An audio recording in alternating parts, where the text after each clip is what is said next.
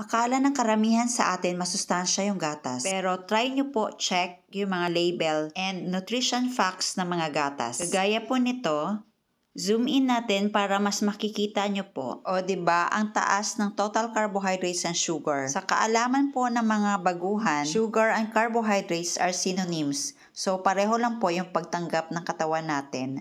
Ito po ang nutrition facts ng 1 cup of rice. Ngayon, compute po natin yung sa 1 cup of rice na merong 45 grams carbohydrates. Minus po natin yung 0.6 na fiber. So, 44.4 grams na tira na carbohydrates. Plus po natin yung sugar na 0.1. 1 cup of rice merong 44.5 grams net carb. At para ma-compare po natin sa 1 teaspoon of sugar, for every 1 teaspoon white sugar, merong 4.2 grams carbohydrates. Na-realize nyo na para tayong pumapak ng asukal.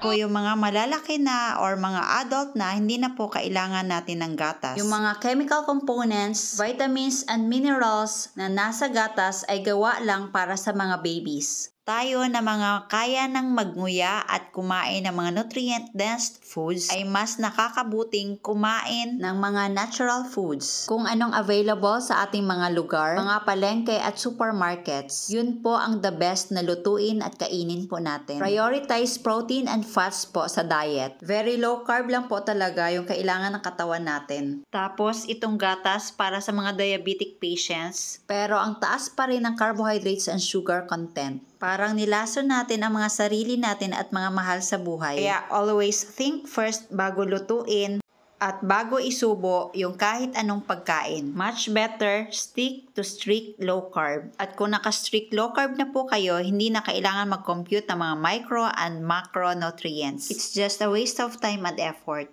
Kung kayo po ay naguguluhan pa rin sa low carb lifestyle or diet, mas nakakabuting magkonsulta sa low carb doctor. Stay low carb, happy, healthy, and fit everyone.